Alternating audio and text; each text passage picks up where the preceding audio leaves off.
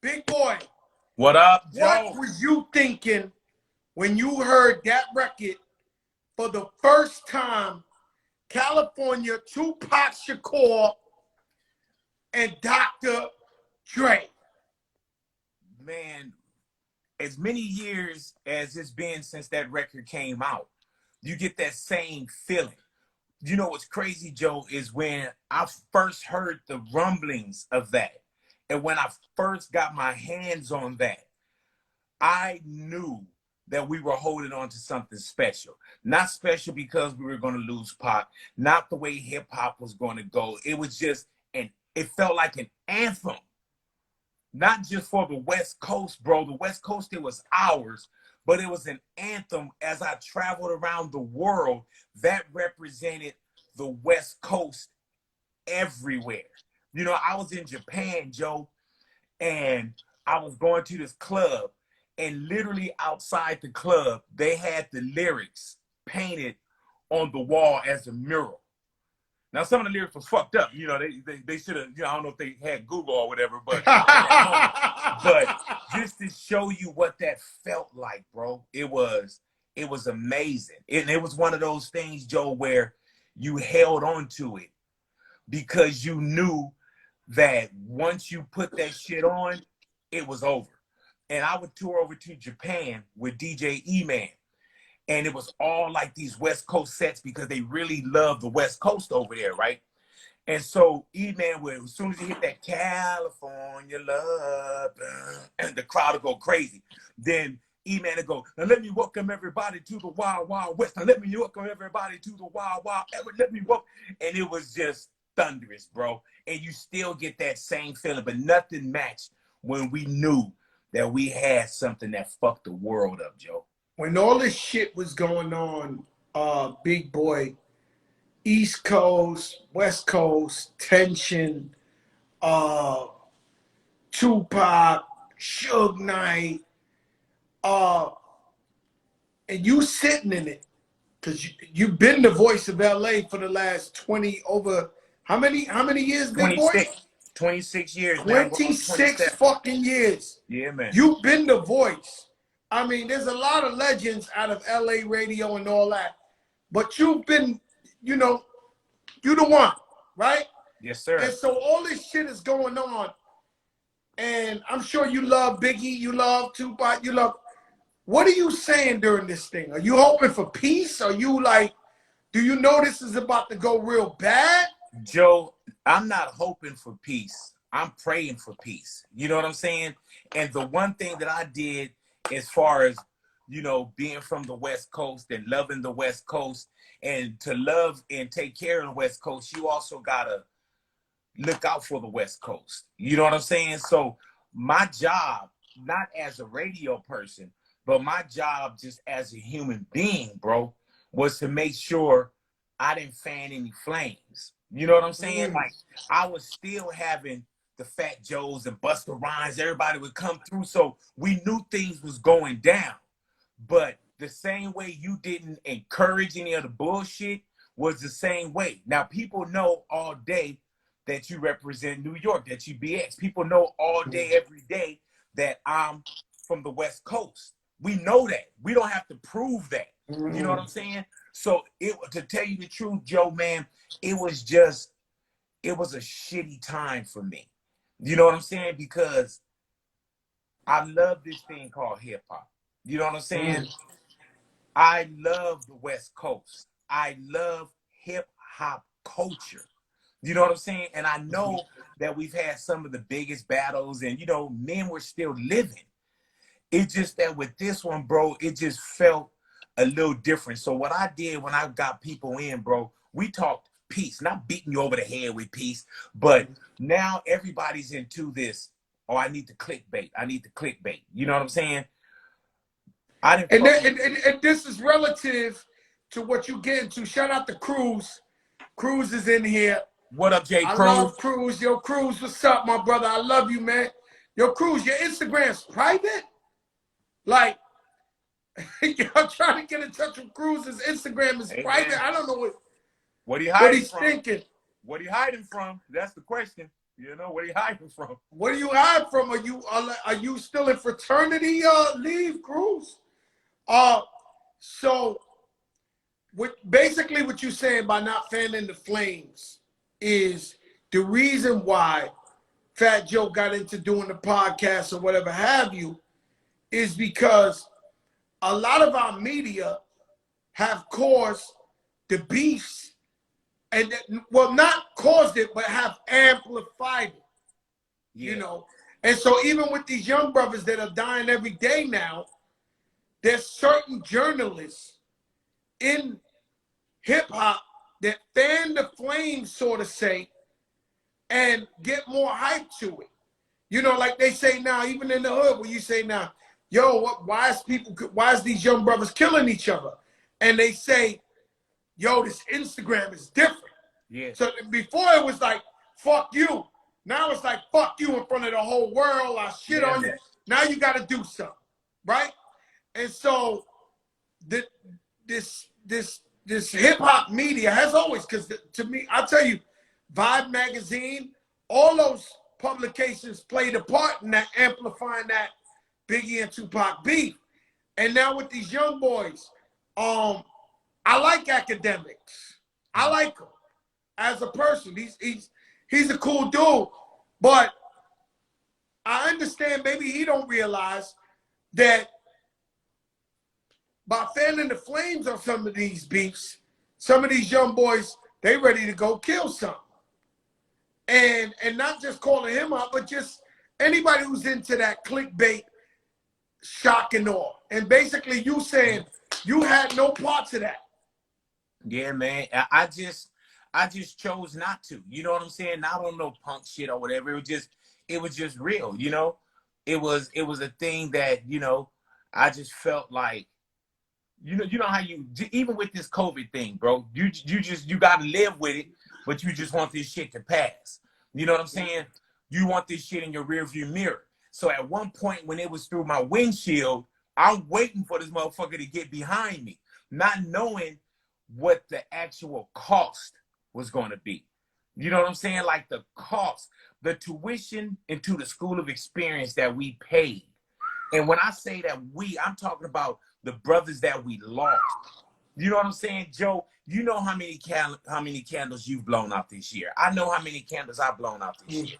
I couldn't imagine leaving Earth at 24, 25 when I felt I have, man, at that time, Joe, I didn't even have my babies. You know what I'm saying? I still want more now, man. And let me tell you something. So I've been around a long time, big boy, and I still feel young. I still feel like I want to live life. I want to be here, brother. Man. And you know what, man? I want to see these brothers get it, man. You know, and you got to think, man, borrowing from E40, we're veterans and relevant at the same time.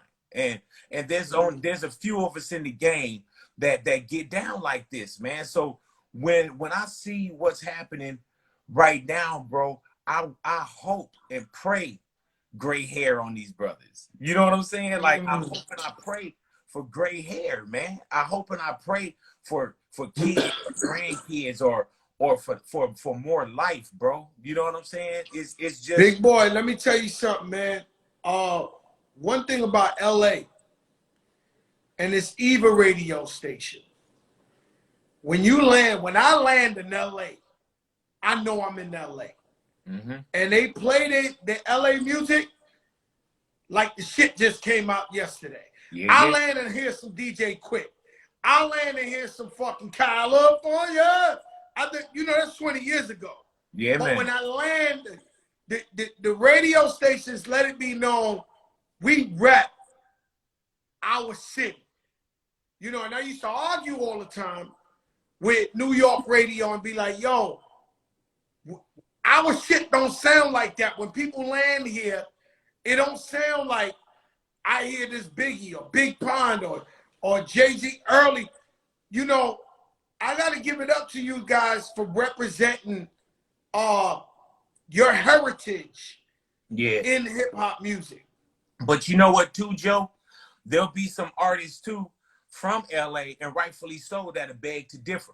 You know what I'm saying? I feel sometimes, too, that we could be banging a little bit more. The same way you felt that New York could have been banging a little bit more of the East Coast. The same way when I travel somewhere else, I say, oh shit, the South is playing they shit. Like the same way you say about the West, I go somewhere else and it'll be an artist that I don't even fucking know. And they'll put some shit on in the club and I'm like, what the fuck? And it ain't just radio, it's them taking care of their people. So there'll be some people here too, man. Like I work for iHeartRadio on the radio side, you know what I'm saying?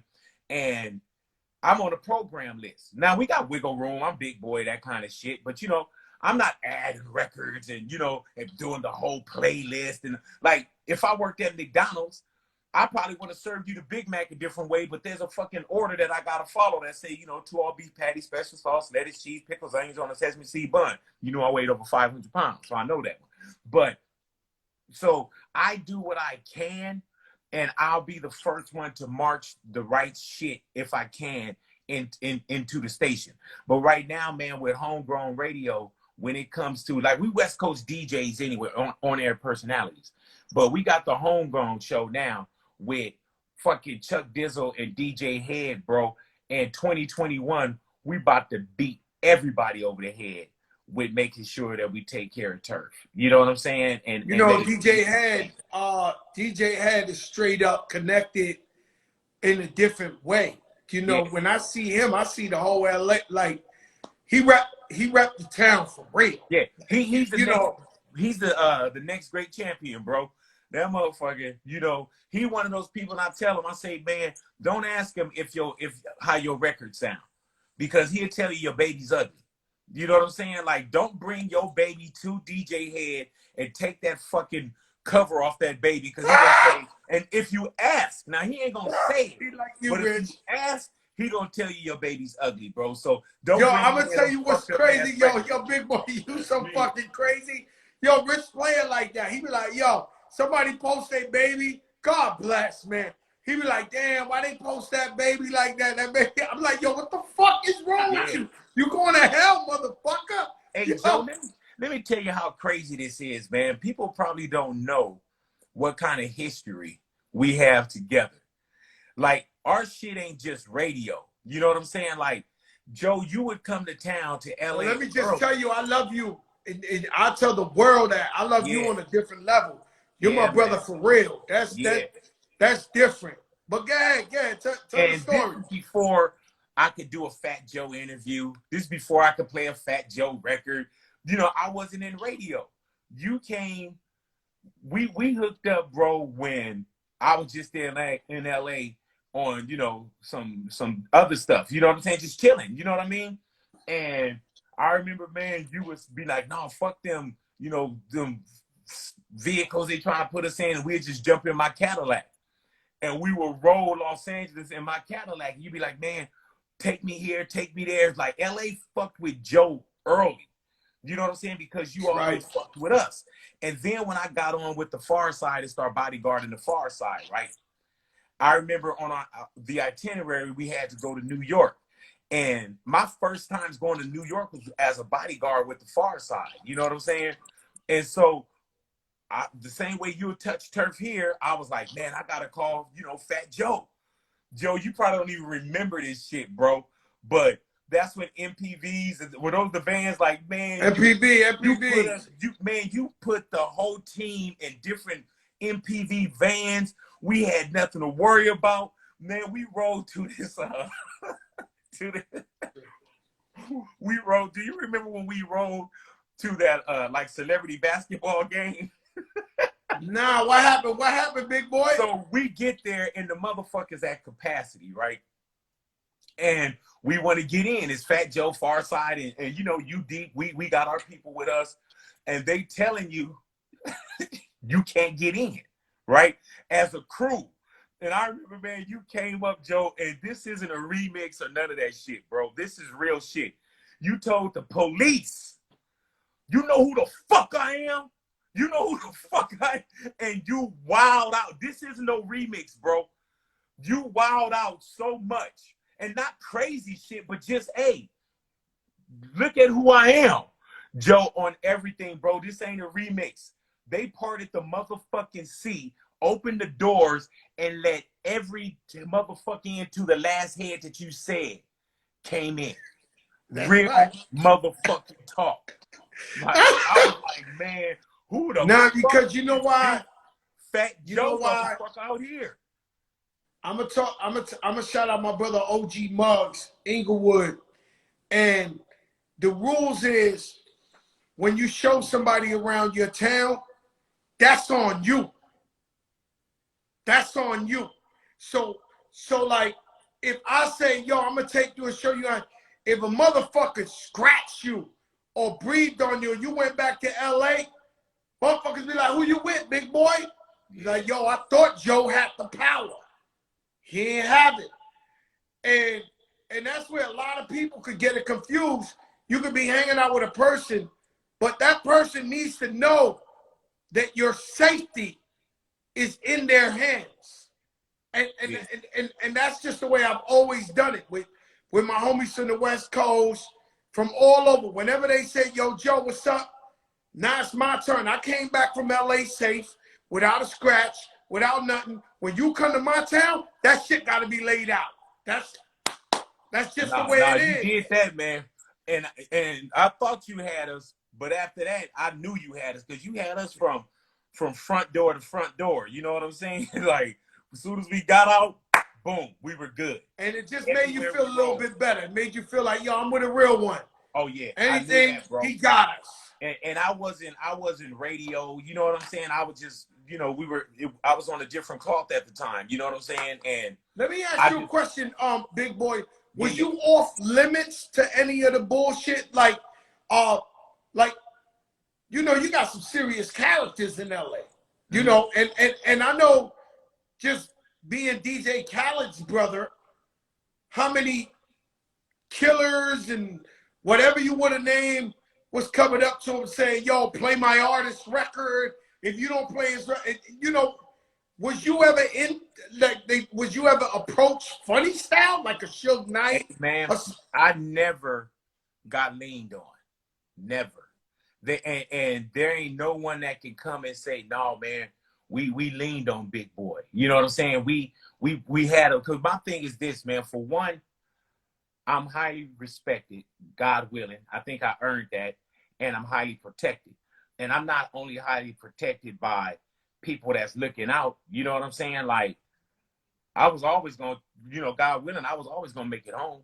You know what I'm saying? And now that I got babies, bro, it's even more of a reason. You know what I'm saying? Mm-hmm. So I never had it where somebody tried to press me or somebody tried to, trip out on me or some, and maybe that's, walking by faith, maybe God looked out, you know what I'm saying? But I never, and I was on radio at some of the, the dangerous times, you know what I'm saying? Most gulliest of times. From Suge to Easy to Dre to anybody, OFTB, anybody.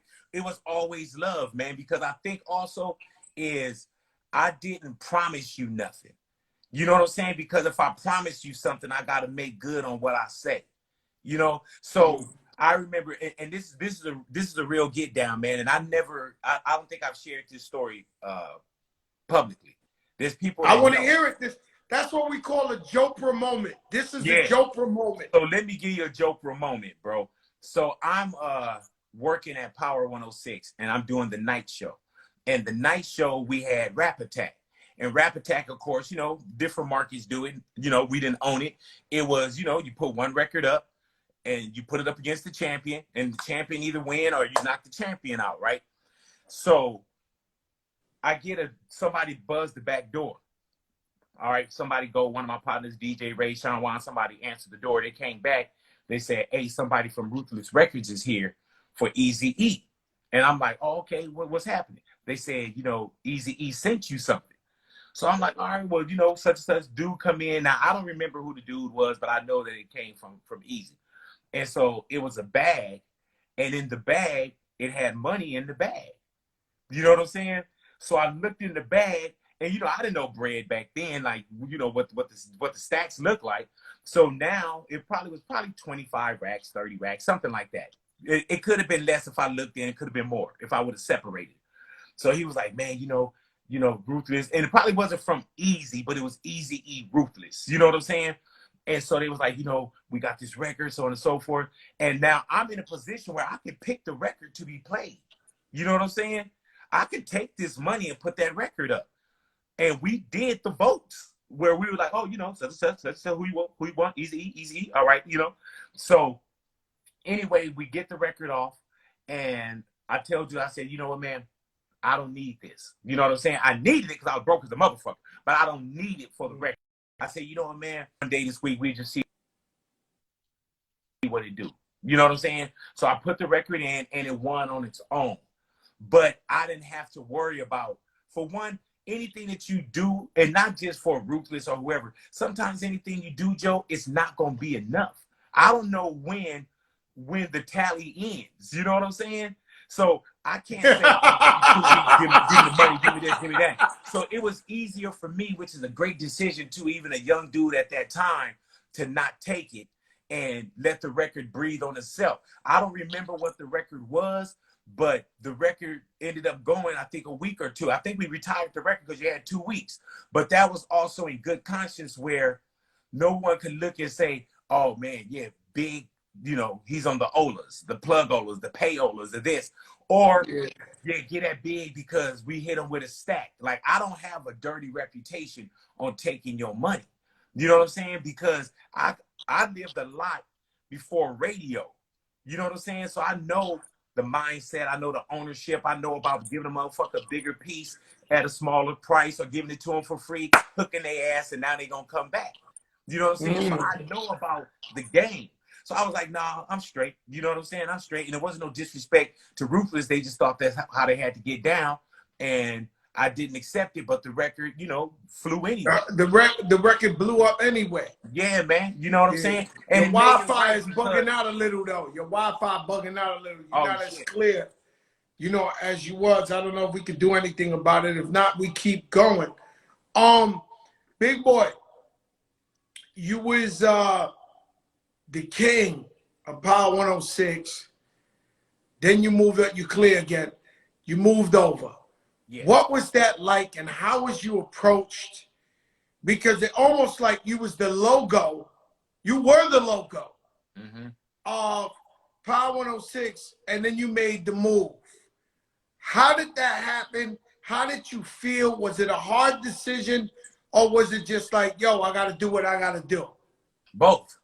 It was very hard, and I had to do what I had to do. You know what I'm saying? It's just that I put 21 years into Power 106, and they put 21 years into me. You know what I'm saying? It just started to feel a little different. Like, I haven't publicly spoke about this. You know, I let people read shit, and, you know. This is another Joker moment. Don't worry. Yeah. You fucking with me now. Yo, big boy. And you're a legend at this. You're on the Fat Joe show. We talking about shit nobody talk about. Yeah. All love. It's all the light. And it's all God. About it, you know, on my show. You know what I'm saying? But it was just, man, you know, Joe, when it's time to move on, you know, without hurting anyone that I loved or that I love, because we built Power together. Power built me, and I built Power. You know, my shit was the Baker Boys came in and they changed what LA radio was looking like at the time. You know, and I think we all took a page from, like, you know, the Mix Masters and the Julio G's, the M-Walks, the Tony G's, the Tony A's. You know what I'm saying? Like we took a page from that because we saw what they were doing. And I was a fan first. So we built something that was beautiful together. But at some moment, man, you start to feel that things are getting different. Like, you start looking at the writings on the wall about, you know, what the meetings are starting to sound like, what the, you know, how much control you have in the tug of war. And, you know, when I say the writing on the wall, bro, you know this shit from a distance, and you know it's on that wall. I wasn't going to wait to say, what's that on the wall? What's that on the wall? What is that? What is that on the wall? And then get here like, oh, fuck, it's too late. You know what I'm saying? And so just in, you know, as far as much as I can say, bro, it was, you know, I got a family. You know what I'm saying? And I'm going to keep it 1,000 with you, bro. When the company was doing a certain way, I took a 50% pay cut. I've never told nobody that shit, Joe. To come over here. No, to when I was at Power, I took a 50% pay cut, right? And so when it came time to renegotiate, they said, well, when we start, we'll put you back to where we were, and then we'll go and renegotiate. So I've never had a contract in my career where it went stale.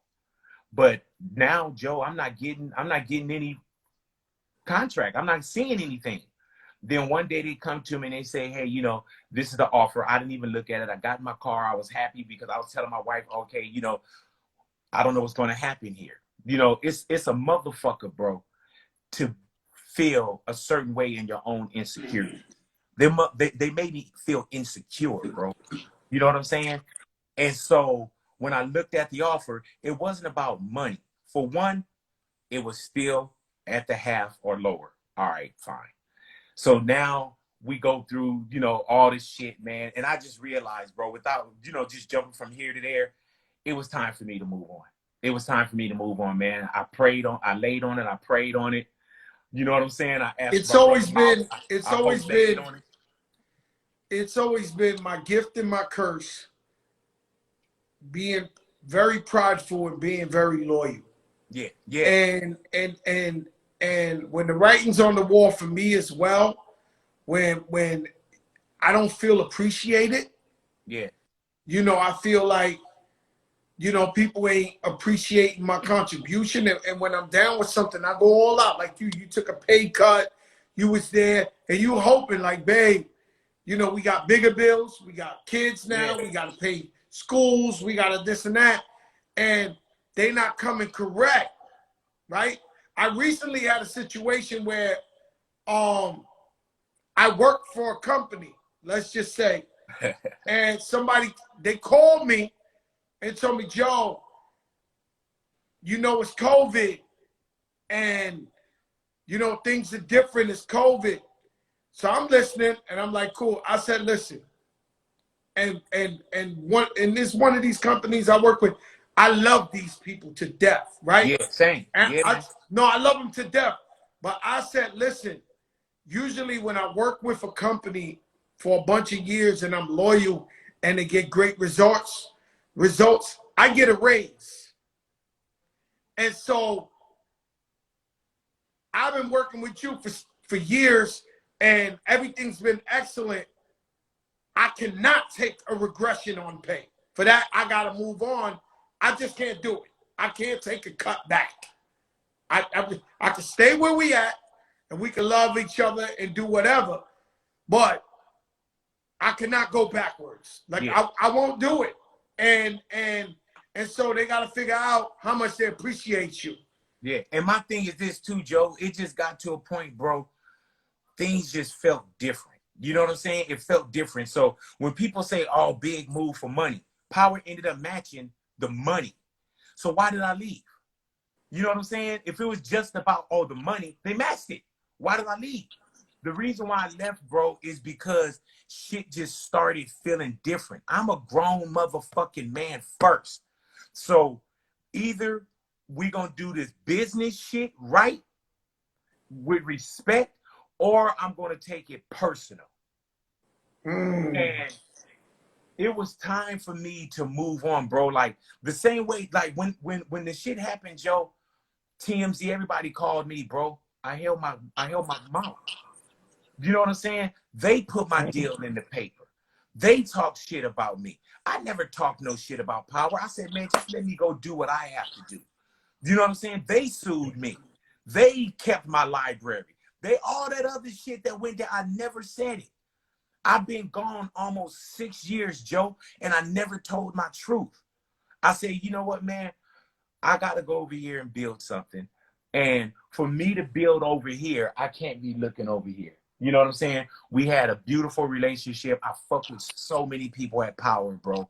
It's just that it didn't end up working out. We had a great 21 years Time together. to move on. And Doc is one of the greatest human beings I know on the planet Earth. Yeah, man. And so it definitely wasn't a bad business decision.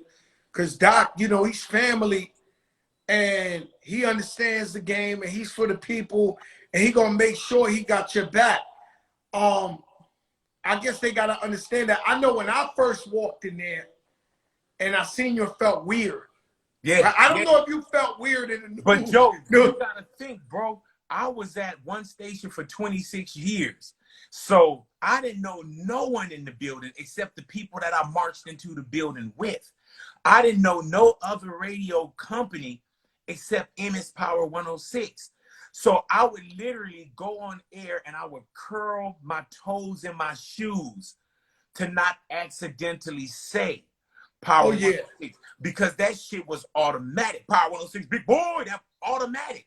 So now it's like, that's not it anymore. You know what I'm saying? So it was very different, bro. It was very different to this day. Like, I don't run away from what we built together. I love Emmets. I love Power.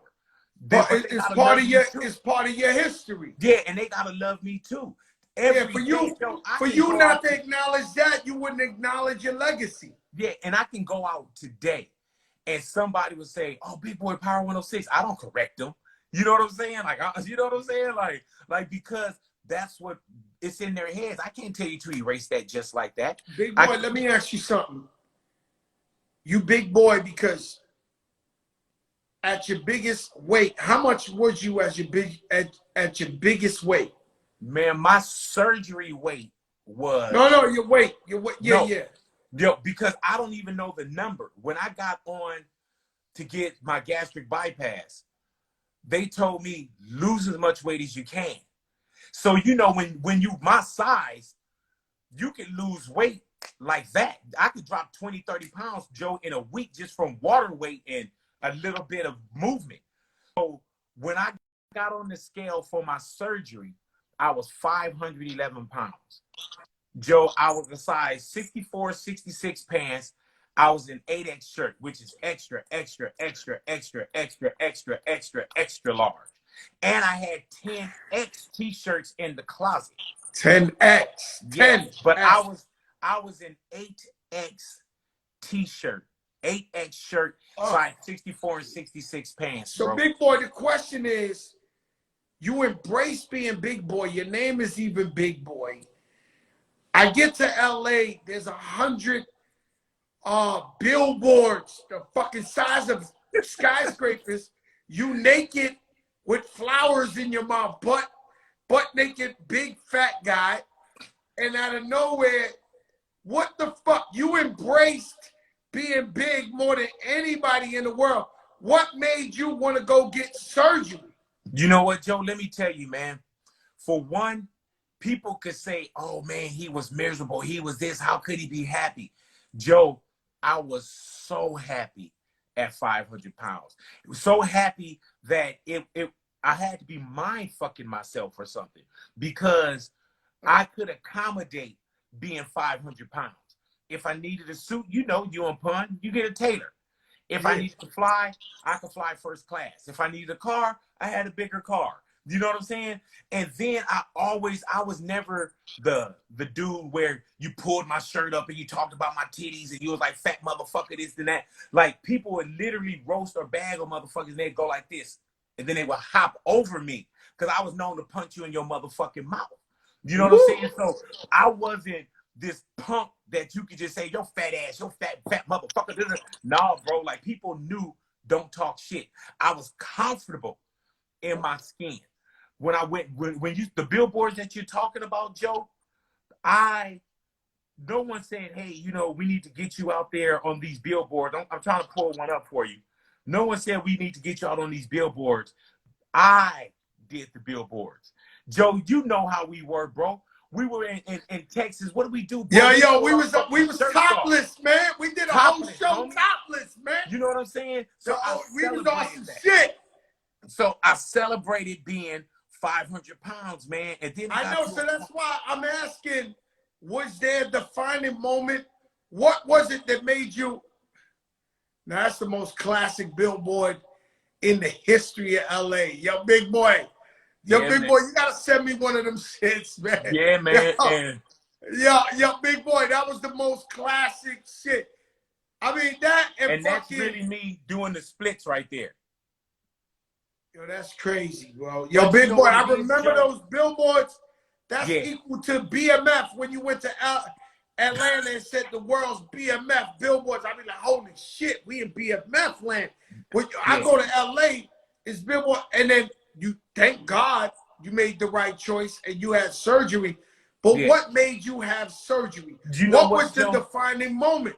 I was in a position, bro, where I didn't have high blood pressure. I didn't have diabetes. I didn't have, oh my shit. Like I had a trainer. I was working out. At the time, I was probably one of the fittest 500-pound motherfuckers on earth. But I always tell people, man, that anything you do in life, it's like a credit card. And whatever it is, you're going to charge it to the game. Somebody that's smoking a lot, charge it to the game. You drinking a lot, charge it to the game. You eating crazy, charge it to the game. Promiscuous sex, you charge. So I was swiping my card, gaining this weight, getting unhealthy, but not probably recognizing it because nothing kicked in. But at some point, as I'm swiping this card, Joe, that statement is going to come in. And just like your credit card, whatever's on that statement, you're responsible for. So if my statement came back from me being, reckless or whatever, and it said diabetes, I'm responsible. I got to pay that. If it said heart attack, I'm responsible. If it said stroke, I'm responsible because I charged my card. I was so good in my skin, Joe. But one day I saw this dude named Ron Lester. And Ron Lester was in a movie called Friday Night Lights. He was the big white guy that was in the movie. Now I'm at a movie premiere and he walks up to me and he's like, oh, hey, big boy, such and such. And I'm talking to him. I don't recognize him. And he's like, oh, it's Ron Lester from, Friday Night Lights. And he did Good Burger, big white guy. And I'm like, oh, shit. And so I'm asking him, what did he do? Now, I'm not thinking I'm going to get this surgery, you know what I'm saying, or a surgery, but I'm sitting in the movie theater and I always had the aisle seat because I would fuck you up if I sat in the middle. There was just too much big boy hanging over, So I'm looking at him and I'm like, damn. So it wasn't an automatic switch that came on, Joe. You know what I'm saying? Even when my mom died, it wasn't like, oh, shit, I got to take care of myself. My shit was a dimmer. It's like it goes and then you see the light like, oh, shit, I got to take care of myself. So at one point, Joe, I was thinking, I got to do something about my weight. I got to do something. And I was thinking, I said, man, and I'm not one of those where I was just paranoid and this, but I said, I felt, Joe, that I was going to be dead in a year, bro. I felt that. I felt it, man. Like you felt it. I couldn't get away. I couldn't get this out of my head. As much fun as I was having, as much everything, I said, man, you need to take care of you. This is before my wife. This is before my kids. This is just knowing that I'm going to die. And I wasn't one of those, oh, I got to go to the doctor. I got to do this. I'm so nervous. I just was like, you know what, dude? You're going to fucking die, bro. You're going to die. And so I asked myself, I was 32 at the time, Joe, right? So I said to myself, I said, do you see any 500-pound, 64-year-old men walking around? Any 500-pound, 64-year-old men walking around? Do you see it? And if you do, are they unassisted? Are they not on a walker? Do they have a breathing apparatus? So I said to myself, I said, no, you don't. You don't see people that's double my age. That's 500 pounds and that's doing fine. So I thought about that. And even when I started looking into the surgery, because I researched it, you try the diets, and I tell people surgery to this day is the last thing that you do. But it saved my life. You know what I'm saying? I had major weight to lose, and I needed that kick in the ass, to wake up, to everything, bro. So when I went, I said, dude, I'm big boy. What's going to happen with big boy? Like, are people still going to fuck with me? Are people still going to love me? I said, dude, how do I give up big boy? And then I said, you know what? It's not going to matter because you're going to be dead anyway. And the first thing that people say, bro, this before all the hashtags and, but people that love me would have said, man, I wish he took care of himself. Or if I would have died, Joe, it would have been a difference between getting hit by a bus and dying of a heart attack. If I would have died of a heart attack, people would have been like, damn, I knew it. I knew it. Because it wouldn't have been a surprise. How would I not have died from a health issue? So I thought about everything, man. Will people still fuck with Big Boy? What about Big Boy, the radio guy? What about this? And I got to a point, Joe, where I was like, it doesn't matter. So when I went and got surgery, my listeners, the public, they went through it with me. You know what I'm saying? They went through the weight loss. There's people that don't even know I weighed 500 pounds, but they went through it with me. And Joe, when I talk to people about weight loss surgery, and the reason why I say it's the last thing you do, I had all kind of complications, Joe. You know what I'm saying? Because I had a procedure that was called the duodenal switch. And the duodenal switch, the reason why you lose the weight is because you malabsorb the fats in your food. But it doesn't just push the fats to the side. You malabsorb everything. Vitamin A, vitamin D, vitamin E, vitamin K, vitamin C, protein, this, that, and the other. So I'm forever on proteins and supplements. And it still took me about 10 years, Joe, just to learn my body. Like I just finished a 10-day all raw detox with raw nuts, raw fruit, raw vegetables, juicing. You know what I'm saying? Because I got up to 223, which is heavy for me, but it was water weight. Not just my legs were swollen and shit. And I went down to 197 pounds in 10 days. But I know how to take care of my body. But it took 10 years to listen to my system. And it took 10 years to say, okay, you can't eat that. Because I was trying everything. I'm still going to do this fried chicken. I'm still going to do this. And I do. But I know what to put around it, or I just don't have it. I just had to take my life into, because if I'm going to cut all that shit out of me and skin surgery on my chest and all that shit, I got a hella investment into making sure that I stay around for these babies now. You know what I'm saying? So this was before my kids. It was for me, because I can't, and you know, when you get on a plane, Joe, what do they tell you in that announcement? They say secure your mask first. Not secure the bag, not secure the, they say put your mask on and then you can assist your family members or others. So I had to make sure I put my mask on to take care of me before I was good to anybody else. And that's the And let me ask you, we glad you did it, because you would have died. Yeah. And that was very alert and vigilant of you, because when Pun died, we had no clue. Because if Pun was 600 pounds, I was 500 pounds. Right. We had no fucking clue that we could die at 26 years old, 27 years old. We thought it was like, you know, you really blowing up if you eating a lot. Like, you know, yeah. And that's the good life. Too, bro. Like, you got to think, man, it was 7 of us and 8 of us, but 7 kids. So we didn't have shit. We went through bouts of homelessness, and not offer anything with my mom, but it was life. You know, we went through a lot of shit. So when I did get on, Joe, it was like, yeah, I can get cheese on the burger. Hell yeah, I can get the 5-piece. You know what I'm saying? And that's probably something even more psychological, because when I wrote my book, I started peeling off layers. But yeah, it is true, Joe. It's a sign of, man, we living good. You know, we good. We thinking about today. Let me ask you a question, big boy. When you lost weight, because I'll answer my portion of it, and then I want you to answer this question truthful. And this is not to discourage nobody, right? But just like you, I was big, but I felt good. Yeah. I didn't, you know, but I had diabetes at the time. But being that I was young, it wasn't affecting me. But I still did everything. I felt good, you know, still fly, still doing whatever. And so when I lost weight, people ask me, yo, you feel so much better. And I'm going to be honest with you, big boy. I feel the same way I felt then, right? So do you feel much better now that you're skinny? We know you're healthier. Hey, Joe, keep it 1,000 with you. It felt like I felt better back then. I don't know. The same shit. I don't know if it's age or whatever the fuck it is, but yeah, man, it was like, you know, I didn't, because to tell you the truth, bro, I didn't feel bad. Now, if somebody, like, I lost 300 pounds, right? If somebody would have just came and put 300 pounds on me, it would have fucked me up. You know, just put 300.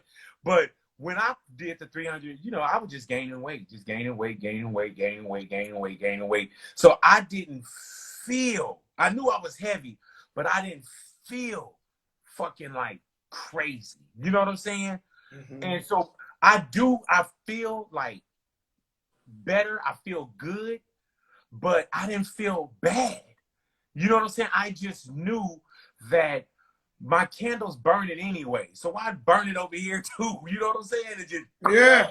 So Yeah. I was like, man, I got to do something today to make sure that we have these Joker moments tomorrow. You know what I'm saying? Whatever, I would have missed so many tomorrows, bro. I would have missed my wife. I would have missed my kids. I would have missed, you know, my sister becoming a doctor. Just everything, bro. Like, I would have missed everything. You know, big boy. Yes, 2 days ago I went on this Clubhouse, and they welcomed Fat Joe on Clubhouse, right? And so I'm honored. Everybody bigged me up. They gave me my flowers. But the first person to come on the Fat Joe Clubhouse was Fuzzy. Right. Right? And so they let you put your little thing on the top, your little picture. I put a picture with me and Michael Jordan.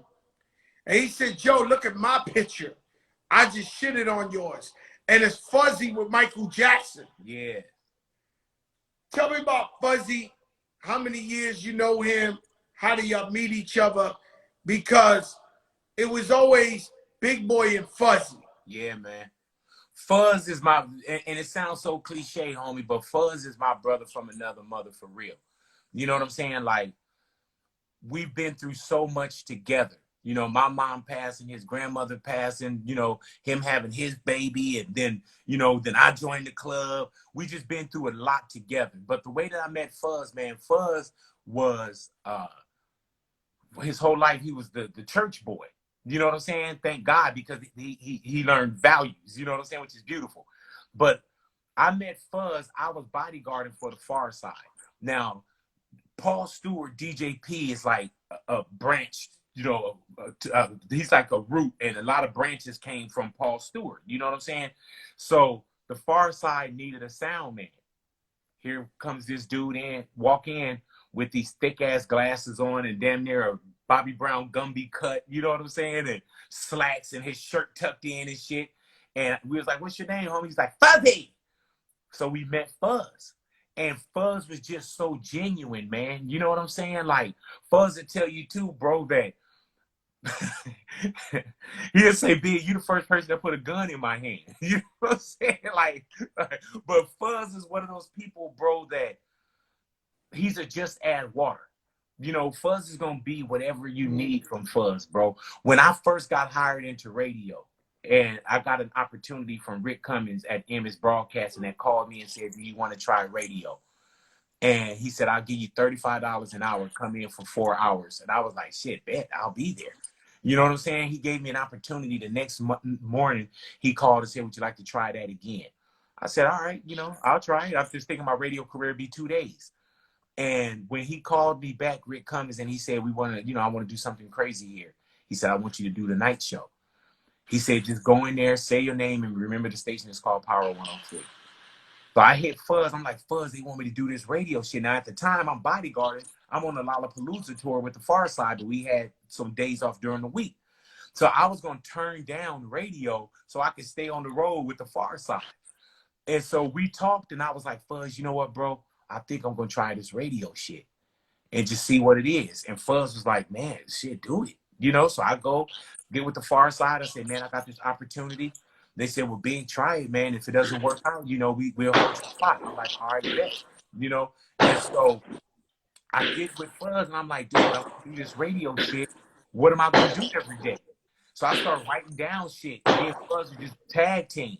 And so, like, what I can say to Chad Walker, Fuzz, you know, he was doing his own thing with, you know, being a record promoter and, you know, trying to manage. And then, like, just that water, man, come try this radio shit with me too. You know, so we've always been you know, close, and then we'll, you know, loosen up a little bit. You go do that, you go do this, you know what I'm saying? And it's just, man, he's just such a beautiful individual, bro. You know what I'm saying? It's like it's a blessing when you find somebody that don't want nothing from you and will give you everything that you ask for. Not thinking Big's gonna be in radio. You know, Fuzz was driving me around, Joe, when I didn't have a car. Not thinking it was an investment into his future. Like, Big gonna get on, because we didn't know what the fuck was gonna become of this big boy dude. You know what I'm saying? I was just big boy, gray over here, and bodyguard. You know what I'm saying? And Fuzz was just one of those people, bro, that was just so fucking genuine that you never want that person out of your life. You know what I'm saying? Life is mathematics, bro, and you know the game, bro.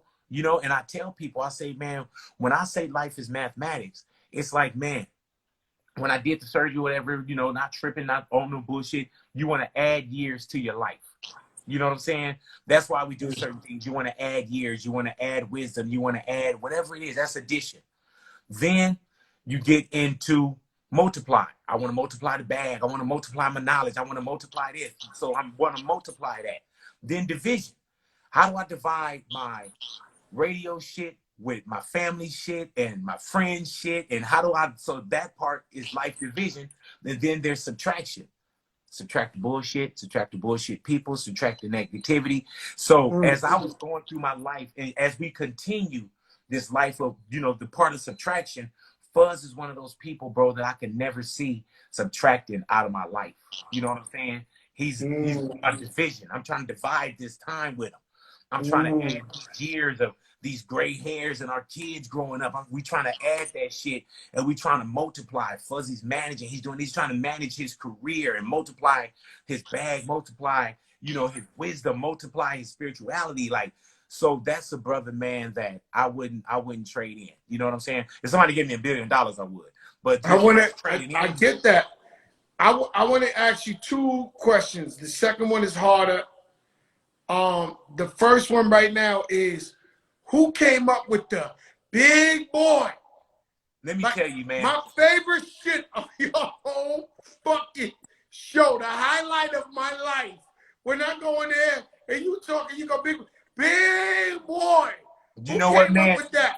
It started with when I first got into radio, my homeboy Sean Wan, he was on some other shit, and then my homeboy DJ Ray was on some, you know, we was just a team, you know, just homies.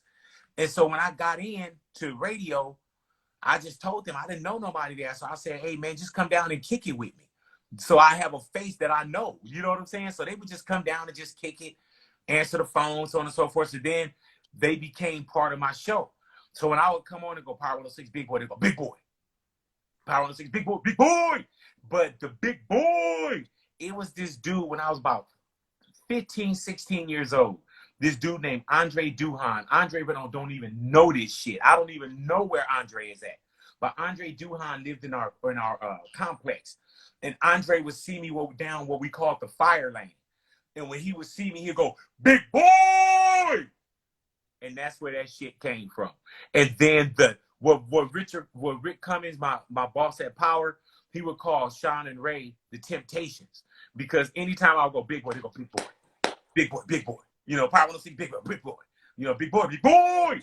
So I love that shit, bro. Yeah. That's my favorite shit. People thought that was a push button, or they think the bell is a push button. I thought it was a push button. Yeah. Let me tell you something. Even there, like, last question. We got a big versus coming up. E40, Too Short. Who you think got this one? Hip hop. Hip hop got this one, bro. Legends got this one. The Yay area got this one. 40 Water got this one. Too Short got this one. And me as a spectator and a fan first, I got this one. And the thing about this, man, we know that it's the versus title, but bro, this is a fucking celebration. You know what I'm saying? This is a celebration, man. Like, it don't validate 40 Water. It doesn't validate Too Short, but it's a celebration, bro. Like these dudes, man, have calendars. Joe, you know, bro. Joe, You have calendars in hip hop, bro. Yeah. You know what I'm Yeah. saying? You guys have made some of the most right decisions of think about how you could have fucked it up. You know what I'm saying? 100 million times. Shout out to Timberland. Dude. Timbo the King is on the comments. What up, Timbo? But that's something, man, where when you see verses, man, it's a fucking celebration. It gets you going back down catalogs. It gets you, when we say flowers, bro, verses when they're done right, and they are, those are celebrations, man. So this isn't gonna be 40 saying E40 like, oh yeah, what you got now, player? What you got now, player? You know, it's they hear with each other. You know what I'm saying? They hear. Yeah, they family. You know, Too Short was on here Wednesday. He said he's the big homie. He said, yo, I'm the big homie. And I said, you are the big homie. Yeah. And man, I remember Too Short from just cassette tapes where that motherfucker would just rap one side and rap the other. So when we look at something that's so established, man, because you know, Joe, this hip hop thing, man, not just life, but hip hop, you hear today, gone tonight. Even more so today, man. Like everybody got their arms like this. The cancel culture's real. You bring a new album out, they asking you when the new one's coming, when your next album's coming. You like, man, my shit just came out this morning. You know what I'm saying? Like what the fuck? Let it breathe. So when you get the calendars that 40 has and the calendars that Too Short has, and you get a verses where these two icons get a chance to sit in the room, and we get a chance to log on and witness not just history, but we get a chance to log on and just get that nostalgia feeling of what it felt like or where you were. You know, big boy, I ended with this, and I asked everybody this, and you ain't got to put Fat Joe in your equation. Who's the top 5 rappers of all time on Big Boy's list? It could be solo artists, it could be groups. Who might they be? Joe, let me tell you, homie, I never answer that because I can't answer that. You know what I'm saying? Like, it'll be one of those things where I get off of here and I say, fuck. Because, like yesterday, I was rolling in from Tahoe, right? And I love motherfucking Melly Mel. You know what I'm saying? So I'm rolling and I'm going down all this Melly Mel shit, right? I fucks with Ice-T. You know what I'm saying? I fucks with Rakim, KRS-One. Like, so my shit is like, you give me DJ Quick live, I'm all over the fucking place. The most people that I've seen in concert, bro, the most people in my life by choice is Ice Cube, Snoop Dogg, Vicente Fernandez. By choice. You know what I'm saying? Vicente Fernandez? Yes. So I'm all, and it's not me ducking. It's just that, bro, that's like somebody saying, do you love Jaden Alexander or Jade Alexander more? I can't answer the question, do I love my son or daughter more? Shout out to Mr. Ness from the Furious 5 on the comments. Yo, let me tell you something, yo, big boy, everybody be tuned into this Fat Joe show. Like, motherfuckers, we mentioned versus Timbo the King come up. We versus Melly Mel, Mr. Ness, because he rocks the best. It's in the fucking, this shit crazy. And that right there, bro. Eric B is on the comments. That's why, man, I want people to continue to take care of this thing called hip hop, bro. You know what I'm saying? Like, it wasn't always the bag, bro. It wasn't all, you know, people didn't get what they get now, man. They wanted the money, but they love what they were doing, bro. There's so many people ahead of you, and this is to everybody that's coming in and everybody that's, you know, that's making their way right now. Don't fuck up the silver platter. Like a friend of mine named Liz Hernandez, you know Liz that worked with me. She said, man, and not to hip hop, but I use it as in hip hop, where somebody hands you a silver platter with all the shit that they've done, your public, everything that we've learned off the backs of you guys. And then they look at the silver platter and say, man, fuck that platter. Like, how do you do that? You know what I'm saying? We the only ones, the only genre that try to outdate us. You know what I'm saying?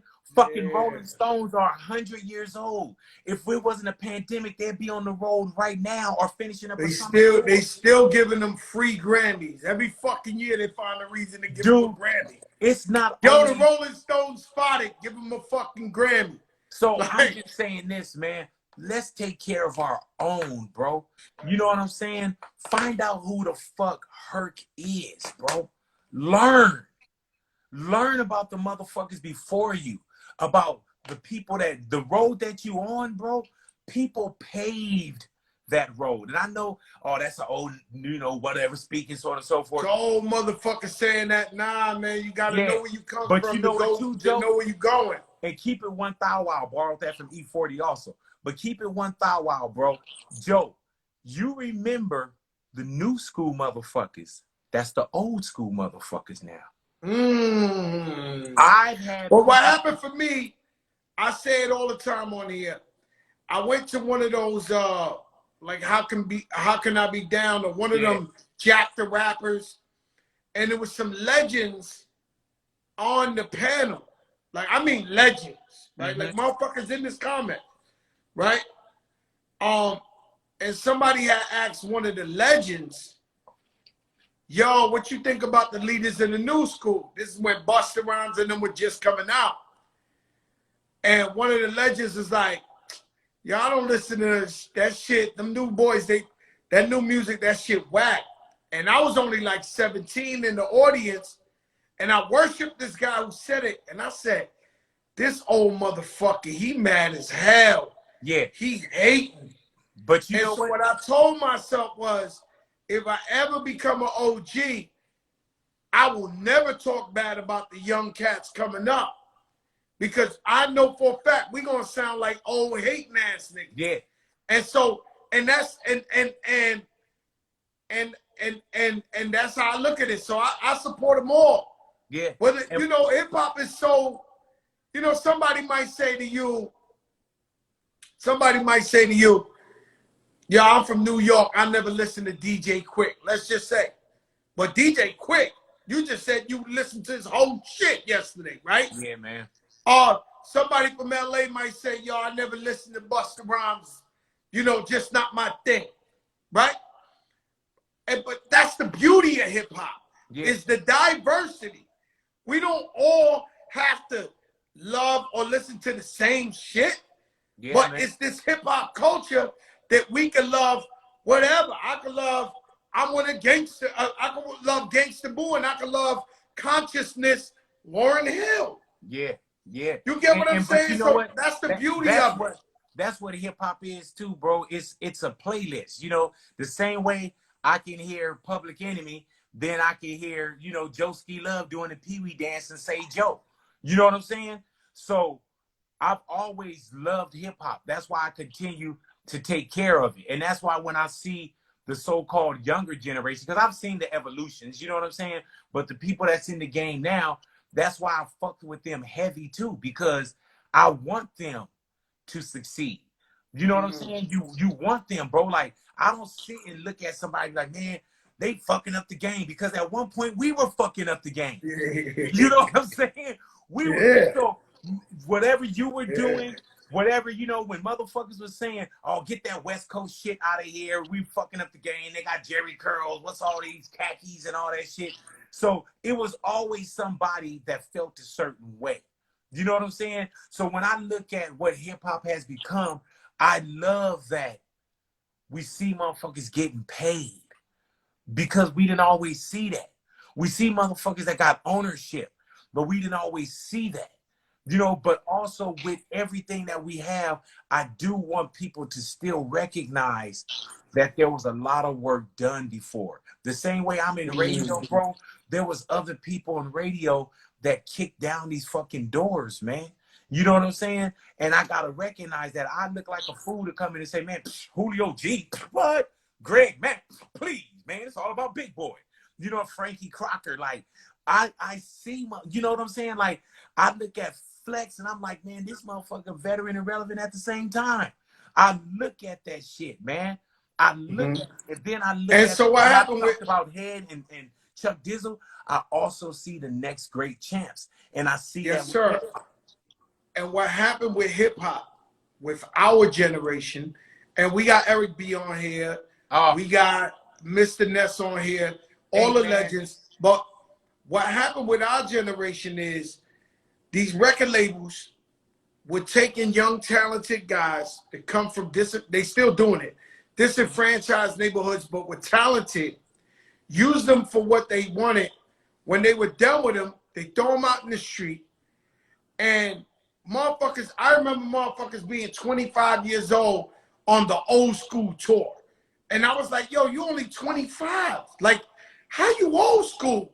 Like, you know, and so with our generation, the Jay-Z's, the Dr. Dre's, the Puffies, the Fat Joes, we took ownership of the shit.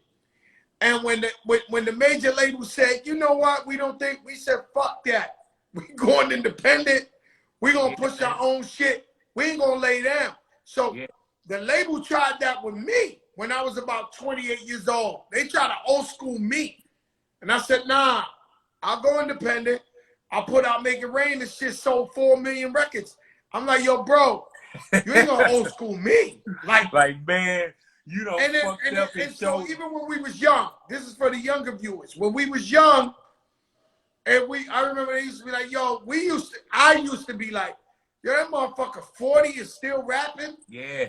Okay, so what do you want me to do if I'm 40 years old and they're paying me $100,000 to get on the stage and perform? I gotta fucking rap. Yeah. And so that's where we at. Big boy, I love you, my brother. Love you. And I say that from the bottom of my heart. You have been a blessing to me, my life, my career, our brotherhood, our friendship, and just the hip hop. You're a walking fucking Hall of Fame. You're a walking artifact, bro. You're like fucking hieroglyphic. And we love you. Shout out to Farside for having you as their bodyguard. And those are my guys. You know, I started with all of them. People don't believe me when I say that, big boy. Oh, yeah, bro. They think my career started at Lean Back. Nah, bro. Like I'm telling you, man, like even rolling through the hoods though, Joe, and jumping on microphones at The Good Life and rolling through, you know, Hollywood Live or Water the Bush, like early things. You know what I'm saying? Like, but you touch turf. You touch turf, man. And I think that, like, there's a couple people, man, and I put you on this list, Joe, out of your presence, because character is what's being said about you when you're not in the room. That's what character is. People talk beautiful about you, bro. Beautiful. Thank God. And it's crazy, man, because I remember there's 2 people that I referenced. Well, really there's 3 that I referenced about how they came into the radio station and couldn't believe. They believed it, but it was like, man, what you doing in here? That was Ice Cube, Fat Joe, and Tupac. That walked in the room and said, and I just remember Cube, but my story is always you and Pac that walked in the room was like, yo, you know what I'm saying? Like, what are you doing here? They gave you a job? Like, yeah, man. So, but you know what, Joe, man? I love you too, brother. You always been more than straight with me. More way, you know what I'm saying, bro? Like, there ain't, you know, within reason. And I can't remember you ever saying no. You know what I'm saying? Like, even with my birthday party, bro, you came from wherever you had to come from. You did that on the strength. And you didn't say, hey, big, cover travel, cover it. You just came in and said where I need to be, what day, hey, big, what time. I'll do 10 more when the COVID's over. I'll do 10 fucking free birthday parties. I don't give a fuck. But let me tell you, my brother. I love you. I fucks with you, man. I care about you. We've had some very real conversations, you know, after Pun died as well, man. We had one of the realest conversations about what are we going to do. And like I said, it didn't flip the switch, but it got the dimmer up. You know what I'm saying? It got the dimmer up. Right. And I love to see, I look at you, look at pictures now, bro. And I'm just like, man, it's amazing. Look what God's done, bro. You know what I'm saying? That's right. And we got to continue to make sure, man, that, you know, the platform that we're given, that we continue to use it in the right way. And to each and every person, I haven't had a chance to look at anything here, but I thank you for your time. Everybody that's checked in, bro, I thank you. Everybody loves you, and we appreciate you, big boy. And thank you for allowing me to be candid, bro. You know what I'm saying? Like, we love you. That's what I wanted.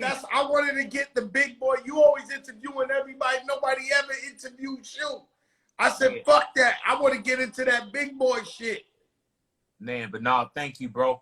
I appreciate you, man. Let's. Noriega sends his love too. Nori just checked in. Hey, man, I owe Nori a text back, and that's another one too.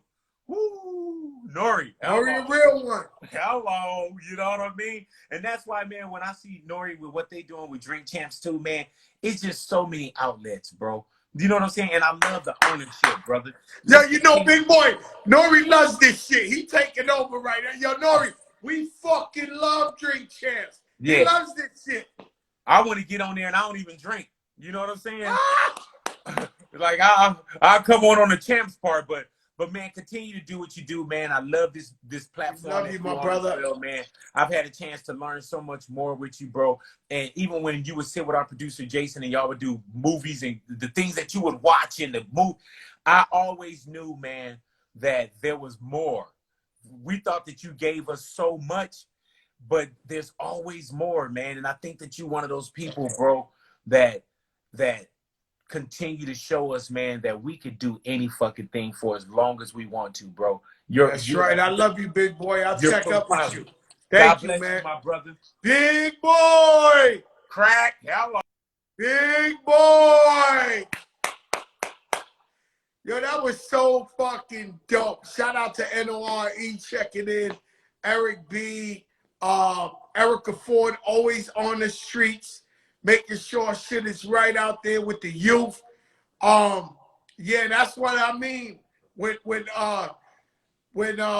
they say, yo, Funk Flex said last week, yo, I gotta do Drink Champs. I am Nori. And Nori is me. Look at the my side. Yeah, Nori, you're a funny guy, bro. Ted Smooth, what's good? Ted Smooth, do remember? He's at. Nah. That was legendary, man. You don't know what Big Boy means to me. He's Big Boy. Nah. We good. Big Boy means a lot, man. Big Boy. You know, when you drive. When I was scared to fly, I hear echo test. Something you doing got an echo. Yo, you hear me? You might. Yeah, I hear you, but you got an echo. Oh, let me lower that. Let me lower your monitor. Hold on. And so what I'm saying is, when I was scared to fly, I would drive 3 to 4 days to LA. And when I finally got over there, Big Boy would make me feel like I was in Trinity Avenue in the Bronx. Or if I flew for 6 hours, when I see him, I see home. And so it's just a beautiful thing to interview somebody that I look up to so much and appreciate. Test Move, where we going, bro? Yo, I think we should give him a little taste of that E40. Too short, little taste. Oh, you going there? Let's go. Yo, nigga. Test Move, straight face. You remember? I DJ for real. FC Wild Berry. Woo! Niggas do real things. Yo, that's off the rip, right? Hanging with the honeys is the song. Too short got a few joints at home. Niggas do real things. We started out making small time bacon. 2 little niggas faking, talking about flipping gates on the road to these. This one I had that 1980 Chevy Blue Scooby-Doo van. Oh, Lord. Some of this GA, Hey, yo. some of this guy. What you know? Understand my system. 40 water. Sprinkle you fools with my sprinkler You system. remember? Understand this stuff. 2000. That don't stop to the motherfucking clock. Come on. Don't stop. That fucker got Legendary. the 6R. Uptown P226 Diana Ross, cousin Nina. Misdemeanor. I know my shit. Let's go. Understand it. I'll be more hipper than the hippopotamus. Get off of your head like a neurologist. Push him awake to Atlas. Got a hundred by the name of Tupacalis. The 707 Marisco hella far back to floor terrace. I pull a 40 out of my walk after that I flush it down my esophagus. The group that I'm with, the click. Sugar D. You know E40 got his own language. Orientated game. Got his own language. Shit. Killing motherfuckers off crucial. Sitting them down mutual. Quarantine kill, I'm here. Let's go. Like Metamucil. Timer.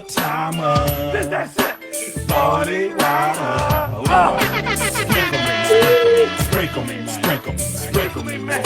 sprinkle Hey, me. Too Short, Lil Jon. Too Short, Lil Jon. Yeah, boy. That's it. Shut it, foot. Let's get to it. Yeah, we got one right here, Jamil. Y'all know who this song for.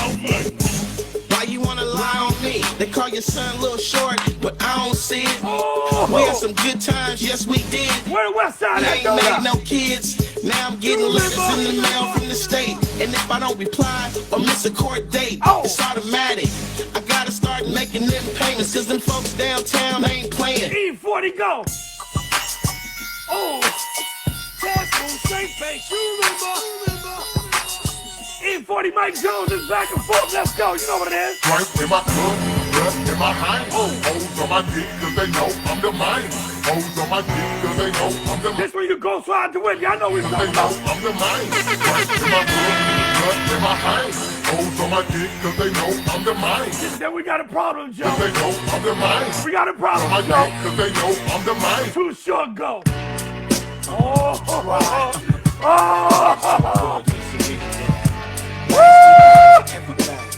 Test on straight face, you remember. Had the money, Lord have mercy. had the cars, the bitches, It was all good just a week ago. and then my motherfucking niggas start snitching. Yeah. Let's go. Growing up in the hood, just my dog and me. We got it easy on Jay-Z. We gotta go All easy. the sea problems, I called on him, he called on me.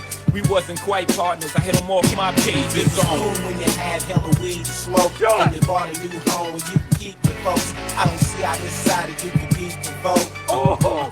It was all good just a week ago. Funny what? 7 days can change. A I stamp know what hard, and you Joe. sit down to We eat. some East Coast niggas, right? Rip, now you dropping names. It was all good just a week ago. All the West Coast, y'all hold on for a second. Let's have an East Coast moment. Let's just have an East Coast moment, just real quick. Joe, you ain't never hear Mobb Deep and broke it down like this. To all the killers and the $100 billers. Oh, shit, the original sample. The original Got you sample. stuck off the rail. No. Keep them show crews running. Nobody got it. Stuck off the rail. They come around, but This a Joe promotion. you're minor, we major, you're minor, we major. Rock you in your face, rock you in your face, rock you in your face, rock you in your face, rock you in your face, rock you in your face, rock. You're minor, we major, you're minor, we major. Rock you in your face, rock you in your face, rock you in your face, rock you in your face, rock you in your face, rock you in your face, rock you. Don't make me have to call your name out. The when the things get for real. And then Too Short dude like this. It's your Uncle Big Slim. No. Snoop Dogg. Too Short. Life of the party. It's the life of the party. Can you dig that? Yo, listen. I'm only in town for the night. When I pull up in the crowd, get high. Yo, this that pimp talk. The browns to the white. Yo, Joe, this that pimp talk. But I'm moving my life and I'm the life of the party. Every time I show, I'm the life of the party. Every time I blow, I'm the life of the party. Every time I show, Hey, yo. the life of the party. Every time I blow. E40 go. No, he took it back. You remember? E40 took it back. You know what he said? White girl, white girl, Oh. white girl, Oh. white girl, Oh. white girl, white girl, Hold on. white girl, white girl, white girl, white girl, white girl, No, he took it back. white girl, white girl, white girl, white girl, white girl. I throw the Yola in the pot, let it simmer and bathe. Add a little baking soda, make it foam like aftershave. I like to serve my dope wet, cause it weigh a hell of a lot more. You can smell a residue in the fumes from next doubt. All right, Joe, we got a problem, Joe. We got a problem. This automatic point for Too Short. Automatic point. Just don't worry about it. Just put it up on the board. What we can do about it? It's like a little layup. Oh, I go on and on. Can't understand how I last so long. I must have superpowers. Rap 225,000 hours. Oh, Get Lord. a calculator, do the math. I made 1,000 songs that made you move your ass. And for the last last 300 months, I made 16 albums. Me on the front, and they front. Where you get your beats? I heard 93 rappers say bitch like me. Now, is it unfair if he plays the remix too? Short, Is it? down, Would suck. that be too much? Gay area. You remember? They showed me so much love when I was down there. I had to get Lord. hypey on this one. Come on. Ask my nigga LeBron. It's so big we ain't gotta respond. When you talking to a Don, please have respect like you talking. In the block, pull up on that in the brand new truck. Niggas on gas with tremendous knock. Come on. Keys in the dash rims just won't stop. Man. You need to be down with a pimp like me. I ain't turning down nothing but my collar, you see. I'ma leave you with my number, you should holler at me. Cause I'm a baller, can't nobody hustle harder than me. Girl, I've been shaking, sticking, Oh. and moving, trying to get to you. No, he got joints, Joe. You remember? Trying to get to you. All right, now let's go to the top with this. This one, they let the car go, and they ghost ride the whip over the egg Old Town. You know what they do? You remember? Tell me where to go. Tell me where to go. Tell me where to go. Go. Come on. Tell me when to go. Tell me when to go. Oh. Tell me when to go. It's the Jumper Show. Tell me when to go. Tell me when to go. Tell me when to go. Tell me when to go.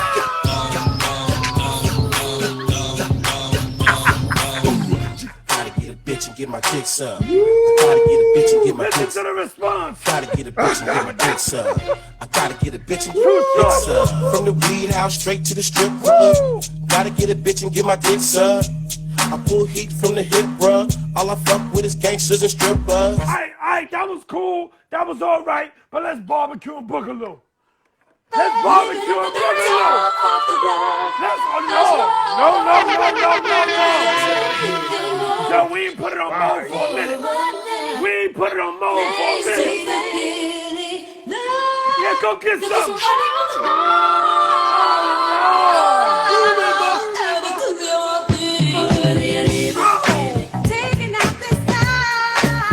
What we talking about? Test from straight face, you remember? It's Wild Cherry. Come on. Come on. Like that, Joe on the bathroom break. I don't want no romance. I just want touching. Show you that I'm for real. If y'all fucking with the vibe, throw the fire signs up. What's up? What's up? That would be Woo! everything. Come on. But you know that I love you, baby. I mean, And it's gonna be such a shame. What are you talking about? When you start on a Friday. living. Oh, Lord.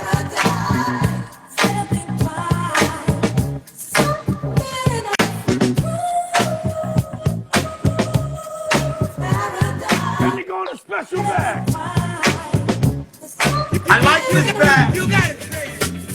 Let me go in a special bag right now. I like this bag. Let me go in a special bag. Let me go in a special bag. Play some shit nobody in the world got. You remember? Georgia, not DC. Hey, y'all, the Friday, hold on. Jump, Jump tap. yeah, jump, jump. Tommy the tall love Lord! lives on the road. Test from straight face, you remember? Lost a lady Lord have mercy. 2 months ago. Oh, man, fire signs all over the place. What we doing? Maybe you'll find her. Hold on. Oh, man. Maybe won't. No wonder the love. Brothers try to pass me, but none can match me. No girl can freak me, I'm just too nasty. Lost on the dance floor as I attack y'all. How you want to do Through the it? back door, guess who they saw?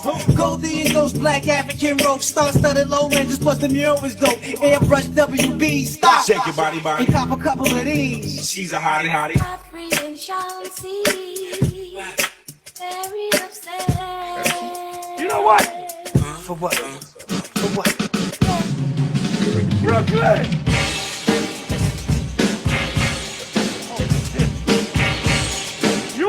headquarters show.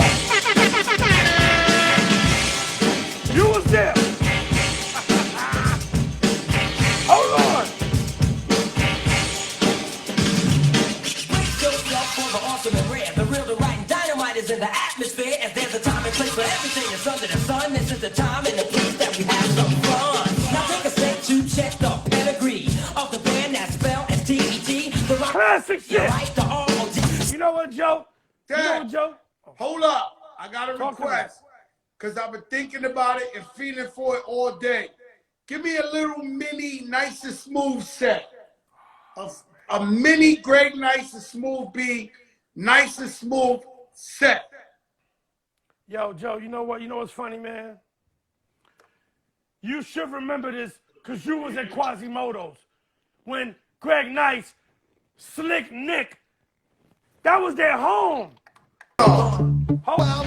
They didn't tell you a great story. No, well, facts about me.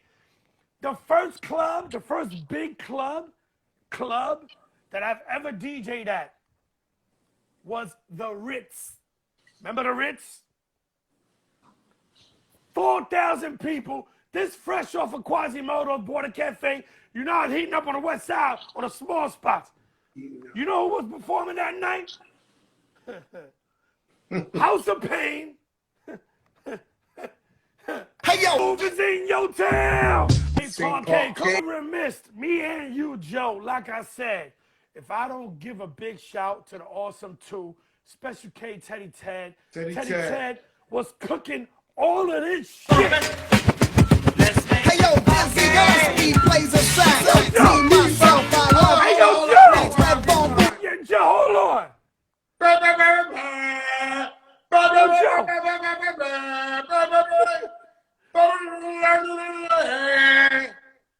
Yo, Joe. These guys, very underrated, very overlooked.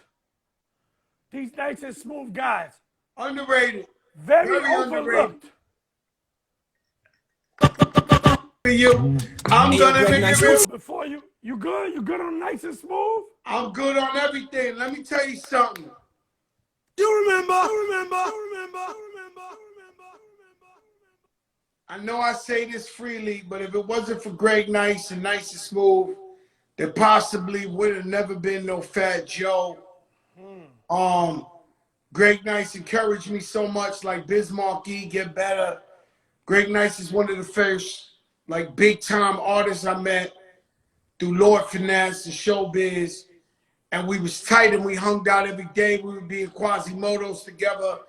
And when I shot my first video ever, Flo Joe, and people was looking and they was wondering, yo, who's this Puerto Rican kid with a half moon in his head and good. And then, but Greg Nice flew in from LA to be at that video. But he's so much more than that. But you got to understand, at the time, they was the biggest group in the game. And he flew in to be at this Puerto Rican kid's video the first time ever. Nobody knew it was going to be Fat Joe.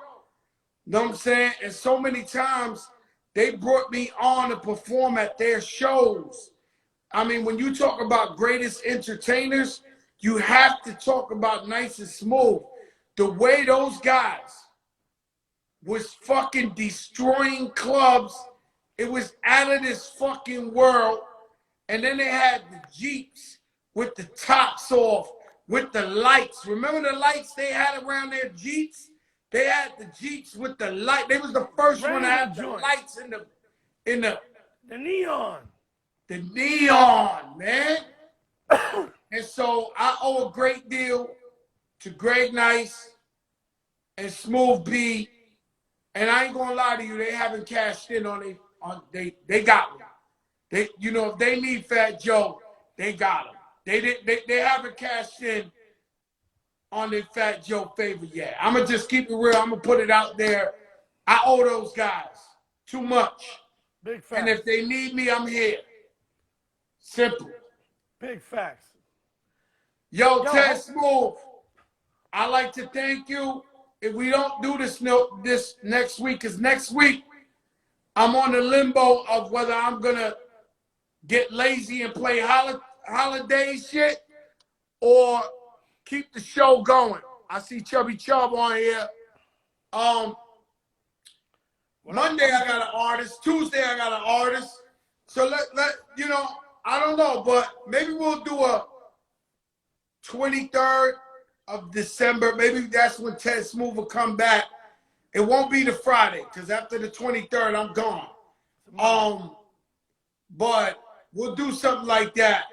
And happy holidays to you, your family, everybody. We appreciate you, Ted Smooth. I'm talking for the fans and the people who have been tuned into the Big Show since for 9 months, and you've been providing us with such great energy and so much love and so much great music to help us get over this COVID time.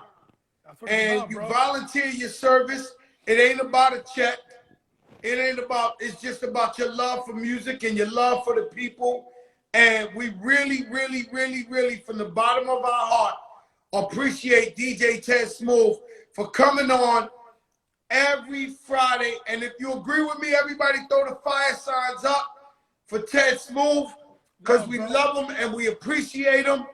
And a lot of DJs could have tried to take the excitement, but Ted Smooth said, hey, this is my deal, and I'm going hard. And 9 months, and I told you, when we get the TV show, the big boy, you with me all the way.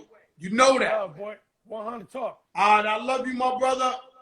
It's time I get a new tape, like a new Boogaloo Barbecue. Because, I mean, I can't lie to you. I work out the Boogaloo Barbecue every day. It's time. I can tell you, I'm here. I love it. Listen to me. That's a fire. No, I'm going to just say this. Hold on. I can tell you every song. Like, yo, before we go, I'm just going to say this. I don't know when we're getting off for Christmas, but I'm telling you this. Christmas Eve, I'm just going to tell you what it is. I'm dropping Jose Feliciano Feliz Navidad remix. Now listen to me. Leave it there. Listen to me. I think you should do it the 23rd, so that all the DJs you blasted out, and the 24th, they be rocking that shit on every party. That's just an executive decision or suggestion. The 23rd, you drop that bitch. That way the 24th, we put it in everybody's hands, and it be playing global. Check this out, Joe. We played basketball before, a couple of celebrity games, right? You know I play point guard, right?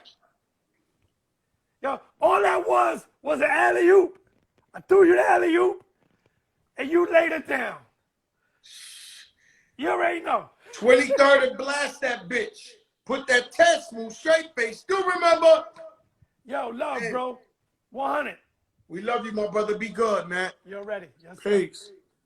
You don't know who I know. And tonight, just like any other night, has been legendary. This is my Fenty. This is my Fenty. Shout out Chauncey, Pepsi Wild Cherry, the Triller app. We have the challenge, the Pepsi Wild Cherry Challenge, where people been throwing original music. We picking the winner very soon. And that person will shoot a commercial for Pepsi Wild Cherry, and they will blow up overnight. We have a dream team. The young lady Mulata. We have Mike Will, Kenny Burns, Joe Crack the Dawn. That is the dream team. It's called Your Wildest Dream Contest. So Triller, shout out to them for putting that together along with Pepsi Wild Cherry. Love you guys. Put God first. Stay safe. Stay safe. Put God first. Love God. Be faithful. Peace, y'all. The biggest show in the land.